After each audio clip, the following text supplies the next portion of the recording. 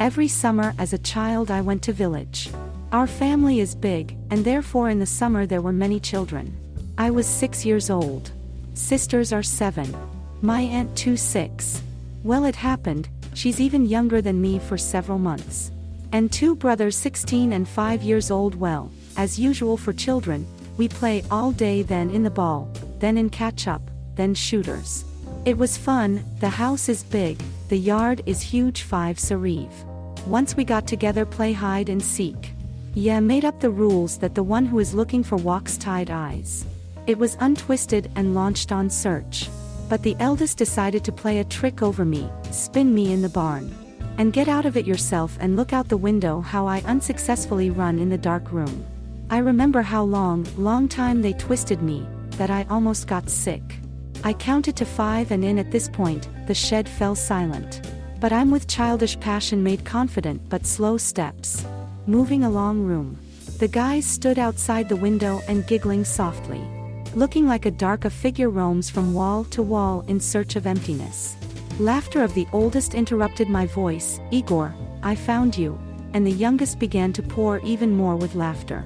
Igor thought, because it's just so I could not say this phrase, because there was no one in the barn. Then I said in a confident voice, Masha and Dasha got caught, but at least they would have moved away already from each other, guys.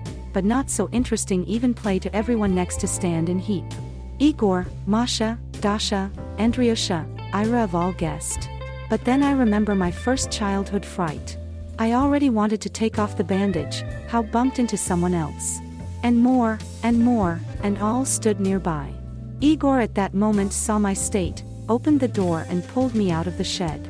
Scare everyone with it, children. He told me in a calm voice, well done, found everyone and took us to our parents. I just remember more. Igor didn't play with us. He was very quiet and tried to move away from any conversations.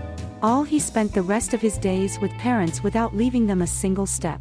Igor's family went home much earlier than planned. The only thing I remember this is Igor's tearful mother and wary father. Grandfather closed the barn on castle and did not let us in their cannon shot. I am now 22 years old.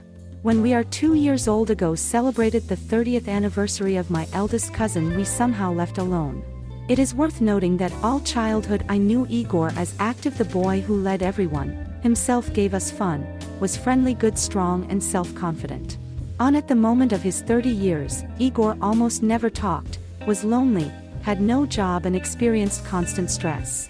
He started a conversation with me about our hide and seek. And said that when he entered shed to check who I found there, I saw the following picture. I'm standing by the center of the dark barn. And standing in front of me very many small children, and everyone is reaching out to me and wanting to grab it.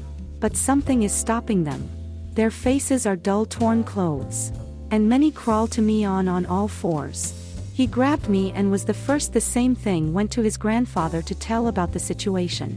After this story, his grandfather hit hard. Although grandfather was kind, not cursed at him and said that with such things are not joked. Grandfather put a padlock on barn and in the autumn of the same year burned down the barn to the ground. Grandfather died a couple of days later, cardiac arrest. You were little, you didn't understand anything. And you had fun playing in that yard. And I saw it all with my own eyes.